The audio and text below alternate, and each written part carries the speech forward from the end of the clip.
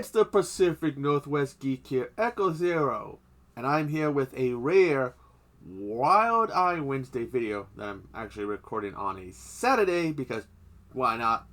But what WildEye movie am I going to be doing? Well, I have this Werewolf Attack Pack. This has Werewolf Island, The Snarling, Cold Ground, and Wolf House. Now I can watch these in order as they're listed, or the Killer Clown Cup, which I got from Spirit of Halloween, can provide the answer. It's got these little pieces of paper inside. And here's time for Shorty will tell us. So let's check that up. And look, see.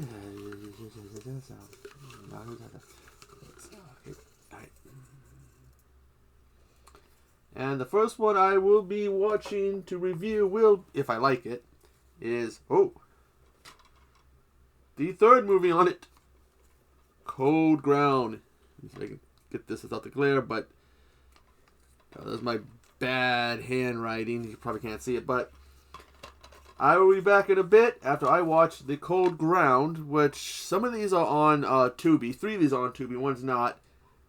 If that's one of them, I'll be going and watching on Tubi. Otherwise, I'll be putting the disc in. Anyways, I will be back in a bit.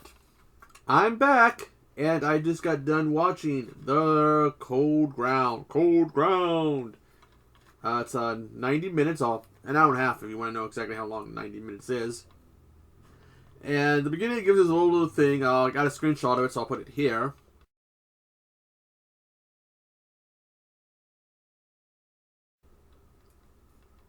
So you starts off, you see the two journalists, and you see the one because the guy's moving around the camera because this is a lost film, a found film movie, and you see him moving around. You see some there's a Jimi Hendrix vinyl. They're playing some music. You see the woman sitting there with a flesh-colored, almost see-through type bra and no panties, and they basically like they're gonna have sex on camera, but then it switches forward that they're talking about, because by the way, the journalists are French, so they do speak in French in scenes, but you do get subtitles, but the rest of it's English.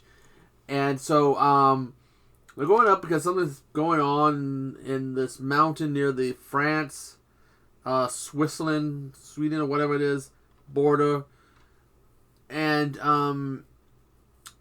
they meet with some others, including an American police officer who's there because something that happened in America. They found some horse that had some strange runes to it when they found its body, and he's there, and they're going up this mountain to go up because something's going on. They want to look at something, and there's some camp or station or whatever at the top, and as they go up there, you're following them, and it's not eventful at first. They're just kind of, the characters blah blah blah talking about why they're there. Then they find a bone covered in blood. And then they hear some kind of, later, they're camping at night, they hear some kind of strange sound. And they go to check it out. And they find some blood and guts and stuff there. And they find a human jaw. And then the American guy who is supposed to be like a police officer or something, is like, this is now a murder. This is now a crime and criminal investigation. And they keep going. They find a mutilated, some kind of animal, deer or something. And then shortly thereafter, they go up again, and there's an avalanche. And one of them disappears. Another gets hurt. And they end up finding what might have been the camp, but it's just destroyed. And they're going, because there was an explosion that caused the avalanche. They're going, okay, we know the explosion caused the avalanche. What caused the explosion? They end up after camping that night, they find a body. Look at the face severed. It's pretty brutal. And someone outside, next door neighbor, I guess. But they find another body that's got his face ripped off, and then it jumps up and comes after them, and then something pounces it. The werewolf, the creature. And that's our first weird glimpse at it, because we had figured we'd heard some sounds and stuff, but hadn't really seen it. And shortly, it picks off the faceless guy, and then later on, shortly thereafter, picks up one of the 4 remaining people, and then basically one by one, the other three all picked off, except the one girl. I think she's falling or something and dying, and didn't really enjoy it. I felt that even though it's 90 minutes, it feels a lot longer, like it drags on.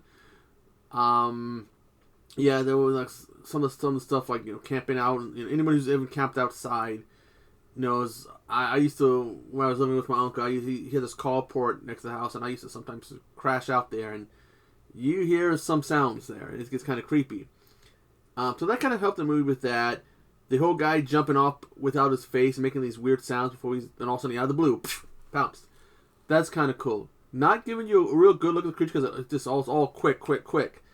I thought it would help, but I found myself wanting to see the creature more because, again, it was dragging on and on and on. I know it's supposed to be in 1976, but something about the way they were dressed, it didn't. The way the hair was, it didn't really feel like it was an older film. When it was supposed to be taking place in 1976, it didn't to me for some reason.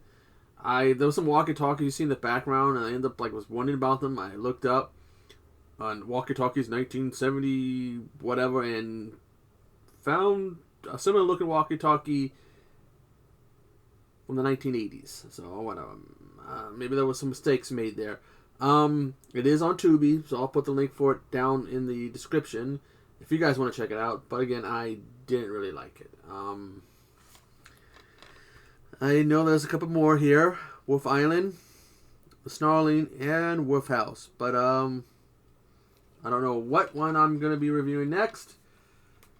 But I gotta go edit this down and probably watch another movie.